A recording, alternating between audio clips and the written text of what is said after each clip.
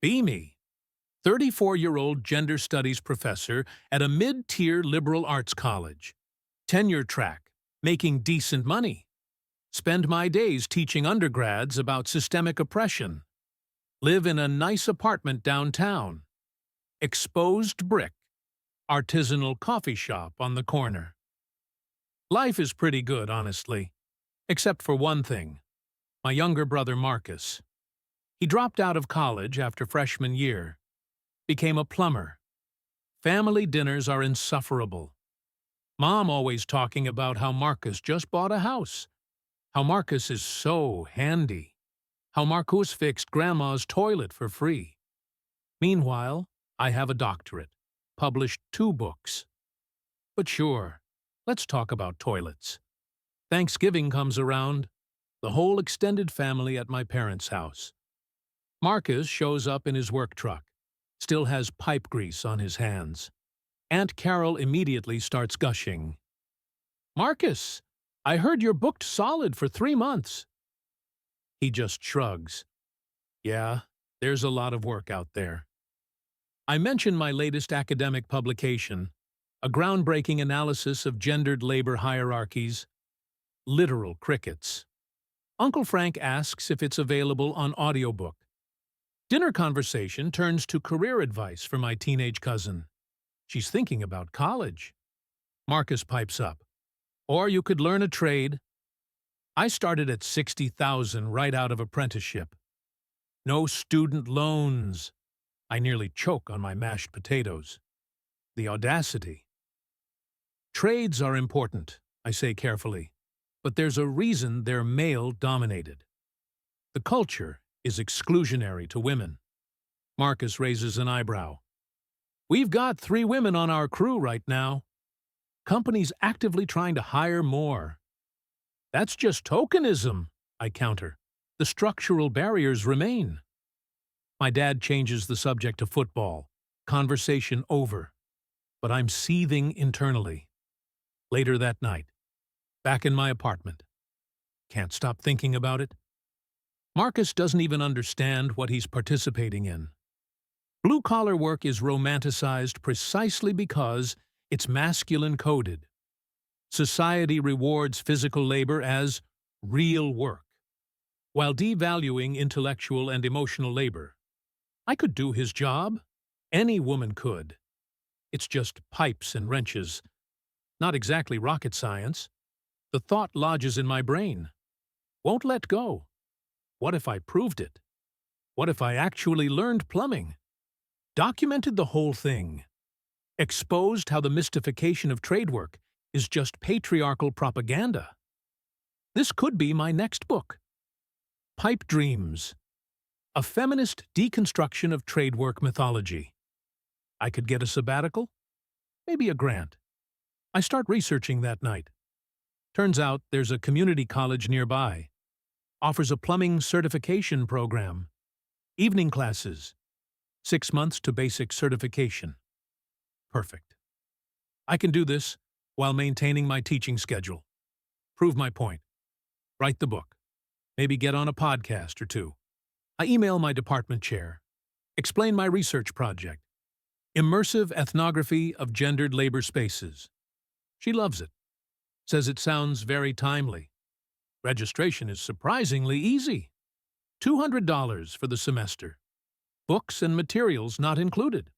Whatever. I've spent more on conference fees. First day of class. Community college campus. Brutalist architecture from the 70s. Flickering fluorescent lights in the hallway. The classroom is actually a workshop. Concrete floor. Industrial lighting. Work benches with pipes and tools. Smells like metal and something chemical. I'm one of 16 students. 2 other women. One of them looks about 50. The other is maybe 22. Instructor walks in. Guy named Earl.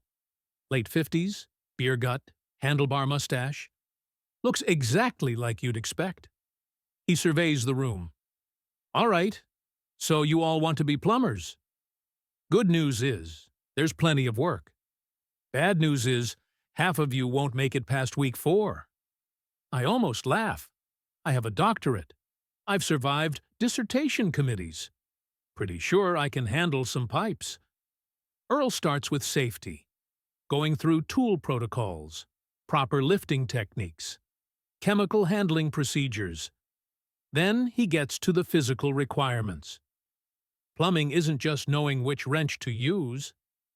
You'll be crawling under houses, climbing into attics in 120-degree heat, lifting cast iron pipes that weigh 60 pounds. I write everything down. This is all material for the book. The way trade work is framed as requiring superhuman physical ability, when really it's just gatekeeping. First hands-on exercise. We're cutting copper pipe. Seems simple enough. Earl demonstrates smooth, clean cut. Takes him maybe 8 seconds. My turn. The pipe cutter feels awkward in my hands. I position it wrong 3 times. Finally get it in place. Start turning. My forearm is burning after 30 seconds.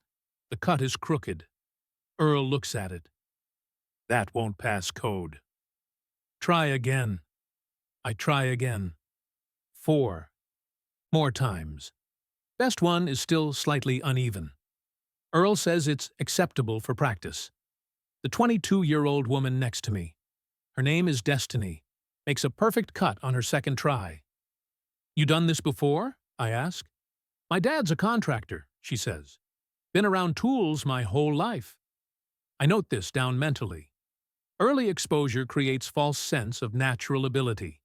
It's all socialization. Weeks pass. Class gets harder. We move from cutting to soldering, from soldering to threading, from threading to actual assembly. My hands are constantly cut up. I bought work gloves, but they make fine motor tasks impossible. Catch-22. The theory part I've got down. I can explain water pressure calculations, drainage slope requirements, code specifications for different pipe materials. The practical part is murdering me. My soldered joints keep leaking. My threading is inconsistent.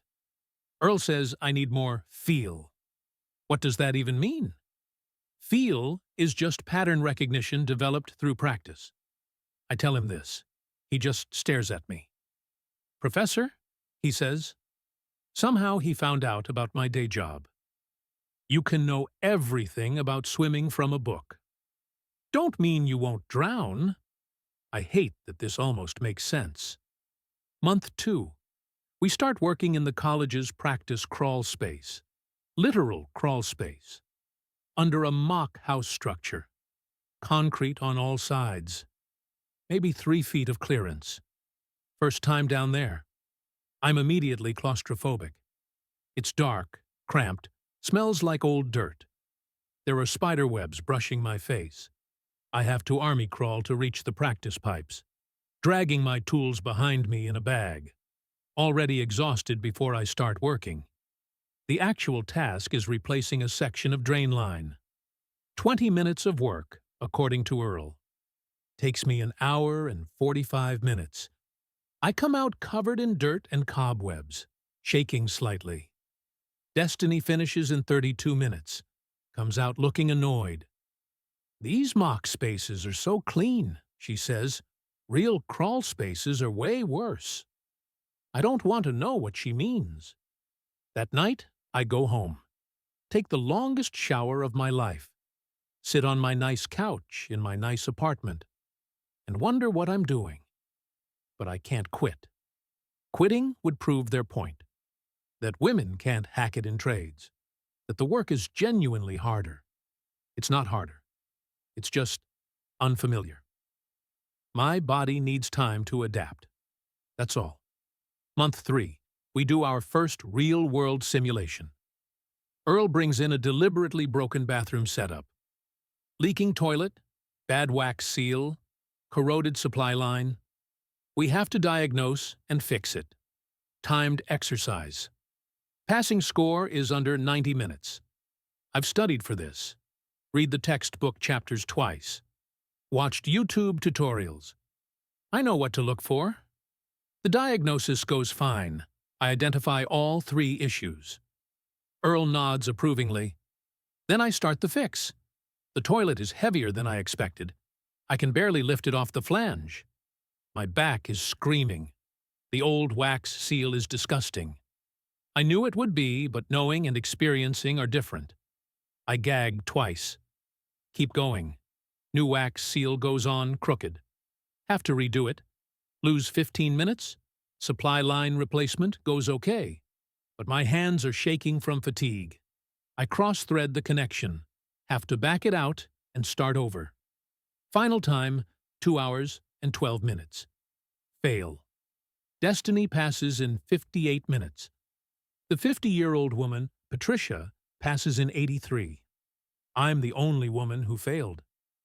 Earl pulls me aside after class. You've got the head for this, he says, but your body's fighting you. Maybe consider a desk job in the industry.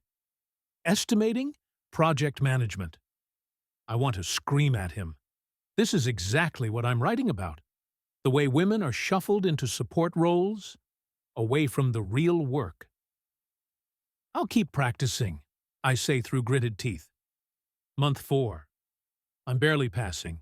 My practical scores are dragging down my theory excellence. Overall grade is a C+. I've never gotten a C+ in my life. I have a 4.0 graduate GPA. My hands are constantly bruised. My knees are wrecked from crawling. I bought knee pads, but they're never thick enough. My lower back has this constant dull ache. At the college, my teaching is suffering. I'm tired all the time. Snapped at a student during office hours when she asked for an extension on a paper. Colleague asks if I'm okay. I say I'm fine, just immersed in my research. The research. Right. That's why I'm doing this. I've been taking notes, hundreds of observations, about how the trade gatekeeps through physicality, how the culture assumes male bodies as default. But I haven't written a single page of the actual book. Too tired after classes. Too sore to type for long. Month 5. We shadow actual plumbers on job sites. I'm assigned to a crew run by a woman, named Janine. Finally, I think. Someone who'll understand. Janine has been plumbing for 18 years. Started as an apprentice at 19. Worked her way up. Now owns a small company. First job site is a kitchen remodel. Nice suburban house. We're roughing in new drain lines. Janine works like a machine. Cutting, fitting, securing. Barely breaks a sweat. Her movements are efficient, practiced. She notices me struggling with the sawzall. You're gripping too tight, she says. Let the tool do the work. I try to adjust, still fighting it. My arms are burning after 10 minutes. Lunch break. I try to talk to her about my research. I'm studying how trade work excludes women through physical gatekeeping. She looks at me like I'm speaking Martian. Excludes? I'm right here. Half my apprentices are women. They do fine. But statistically, I start. Look, she cuts me off. I'm not saying it's easy being a woman in trades. Some guys are jerks. Customers underestimate you. But the work itself doesn't care what's between your legs. A pipe fits, or it doesn't. This isn't what I wanted to hear. The physical demands, though, I try again. Plenty of small women in this field, she says. You learn leverage, technique. Brains over brawn most of the time. Sounds like you're looking for excuses. I don't respond. Just eat my sandwich in silence. Back at the job site. Janine has me install a simple P-trap. I've done this in class a dozen times. Should be easy. But the space is awkward. Under a cabinet at a weird angle. My arms don't want to bend that way. The connections keep slipping. Janine watches for 10 minutes, then takes over. Finishes it in 90 seconds. You've got to practice more, she says. This stuff becomes muscle memory. But only if you do enough reps. On the drive back. Janine asks why I'm really doing this. Career change? I tell her about the book, about proving that trade work is overvalued because it's masculine-coded. She's quiet for a long time. So you're not actually trying to become a plumber. You're trying to prove plumbing is fake. When she puts it that way, it sounds bad. Not fake, I clarify, just artificially elevated in status and compensation. Relative to equally difficult feminized work. What feminized work pays $80,000 with no degree? She asks. I don't have an answer. Month 6, final certification exam. Written portion and practical portion. Need to pass both. Written portion first. 50 questions. Codes, materials, troubleshooting scenarios. I finish in 40 minutes. 94%. Highest in the class. I feel vindicated, at least partially. The knowledge part I've mastered. Then the practical. Timed installation. Full bathroom rough-in. 2 hours maximum. I've practiced this setup. I know the steps. I can do this. First 45 minutes go okay. I'm slow, but accurate. Toilet flange is level. Drain slopes are correct. Then I have to connect the supply lines. The fittings are in a tight corner. I can barely get my hands in there. My shoulders are cramped. My grip strength is failing. I drop a compression nut. It rolls under the fixture. Takes me 8 minutes to retrieve it. Back to the connection. My hands are shaking now. I strip the threads on the first try. Have to get new fittings from Earl. Lose more time. The clock is ticking. I'm rushing now, making mistakes I know better than to make. Final connection complete. Earl runs the pressure test. Water sprays from 3 joints. I didn't tighten them enough. Rushing at the end. Time, 2 hours, 14 minutes. Multiple leaks. Fail. I stand there, covered in sweat and pipe dope, watching everyone else pack up. Destiny passed with 30 minutes to spare. Patricia passed. Even the guy who slept through half the lectures passed. Earl walks over. You can retake it in 3 weeks, he says. Study the practical. Your hands know what to do. You're just not trusting them yet. I nod. Don't trust myself to speak. I drive home, sit in my car in the parking garage. Don't cry. Just sit.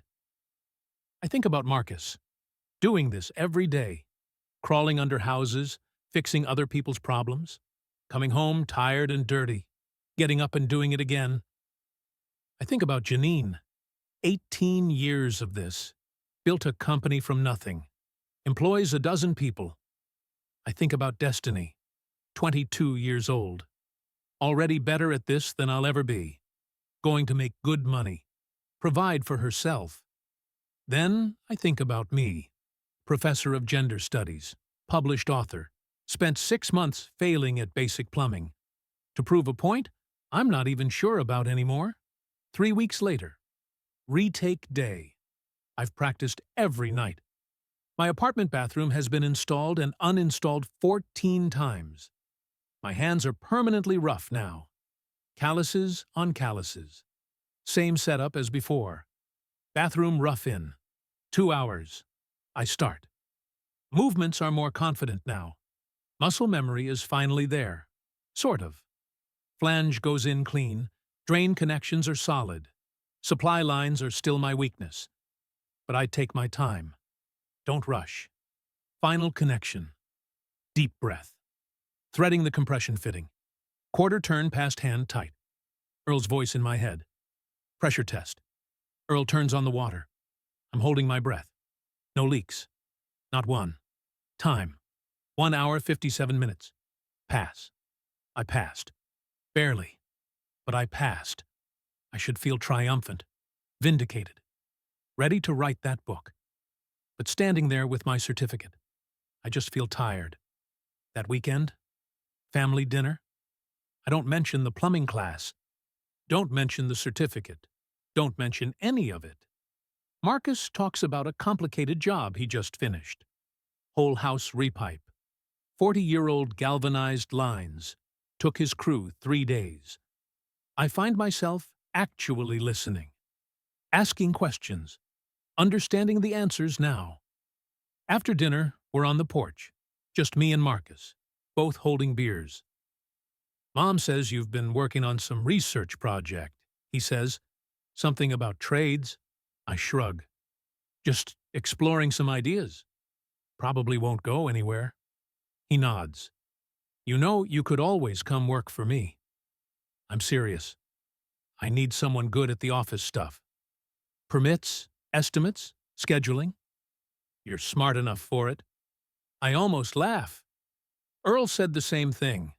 Desk job, support role. Exactly what my research was about. But now I'm not sure if it's gatekeeping, or just recognition that different people have different strengths. I'll think about it, I say, and I'm surprised to realize I mean it. Back at my college the next week, students are submitting final papers. One of them writes about gendered labor, argues that physical trade work is devalued because it's performed by working-class men, while white-collar knowledge work is valorized. The opposite of my thesis. I mark it down for unsupported claims. Then I read it again. Realize half her citations are better than mine would have been. Change the grade to a B+. I sit at my desk for a long time after that, thinking about Janine, thinking about Liam. Marcus told me a story about a warehouse guy named Liam once. Thinking about all the people who do work I couldn't do, day after day. No sabbaticals, no grants, no book deals. I open my laptop, delete the book proposal draft. 40 pages gone. Don't feel bad about it. Maybe some points aren't worth proving. Maybe I was asking the wrong questions. Maybe the pay gap is real in some places and not others. And maybe that's okay to admit. I still teach gender studies, still believe in structural inequality, still think we need to examine how work is valued. But I don't use trades as my go-to example anymore. Not because I proved anything, not because I was wrong, just because I'm less certain now. And maybe that's the most honest thing I've learned. MFW, I have a plumbing certification I'll never use. MFW, my toilet leaks and I still call Marcus. MFW, I spent 6 months to learn that competence isn't oppression. Anyway, the end.